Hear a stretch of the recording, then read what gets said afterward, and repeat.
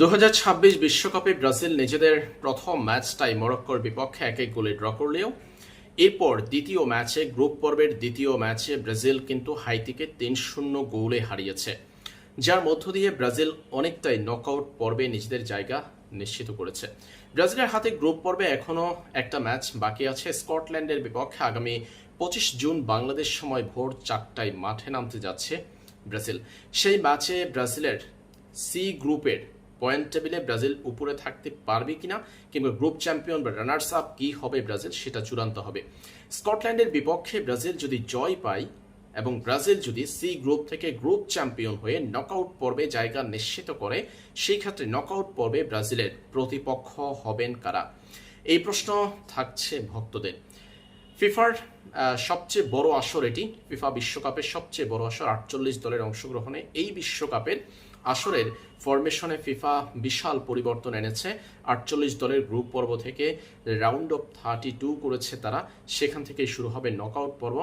ফিফার যে পাত আছে বিশ্বকাপের, সেটা অনুযায়ী আমরা যদি হিসেব করি, সেই ক্ষেত্রে ব্রাজিল নকআউট পর্বে ব্রাজিলের প্রথম লড়াইটা হতে পারে এফ গ্রুপের রানার্স আপ কিংবা চ্যাম্পিয়ন দলের বিপক্ষে। ধরলাম ব্রাজিল গ্রুপ চ্যাম্পিয়ন হয়ে সি গ্রুপ থেকে গ্রুপ চ্যাম্পিয়ন হয়ে নকআউট পর্বে জায়গা নিশ্চিত করেছে, তাহলে ব্রাজিল খেলবে এফ গ্রুপের রানার্স আপের বিপক্ষে। এফ গ্রুপের বর্তমান অবস্থা কি? এফ গ্রুপে প্রত্যেকটা দল 2টা করে ম্যাচ খেলেছে। সেখানে আছে নেদারল্যান্ডস, জাপান, সুইডেন এবং তিউনিশিয়া এরই মধ্যে টুর্নামেন্ট থেকে বাদ পড়েছে। তাহলে প্রথম এবং তৃতীয় হওয়ার লড়াইয়ে আছে নেদারল্যান্ডস, জাপান এবং সুইডেন। এই 3টা দল ক্রমান্বয়ে 1, 2 এবং 3 নম্বর পজিশন আছে পয়েন্ট টেবিলে। বর্তমানে সবার উপরে আছে নেদারল্যান্ডস এবং 2 নম্বর পজিশনে আছে জাপান, 3 নম্বর পজিশনে সুইডেন। এখন প্রশ্ন হলো, ব্রাজিল যদি গ্রুপ চ্যাম্পিয়ন হয়ে ওঠে, সেক্ষেত্রে ব্রাজিল কি বর্তমান এফ গ্রুপের যে পয়েন্ট টেবিল সেটা অনুযায়ী কি জাপানের বিপক্ষে পড়বে? সেই প্রশ্নের উত্তরে আসলে একটা সমীকরণ মিলাতে হবে।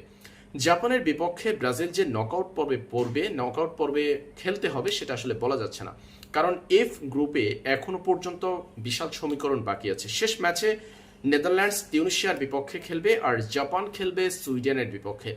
নেদারল্যান্ডস যদি তিউনিশিয়াকে হারিয়ে দেয়, তারা গ্রুপ চ্যাম্পিয়ন, এটা নিশ্চিত। নেদারল্যান্ডস যদি তিউনিশিয়াকে হারিয়ে দেয়, তাহলে তারা গ্রুপ চ্যাম্পিয়ন। সেই ক্ষেত্রে তাদের জাপানের সাথে গোল ব্যবধানে এগিয়ে থাকতে হবে যদি জাপান সুইডেনকে শেষ ম্যাচে হারাতে পারে।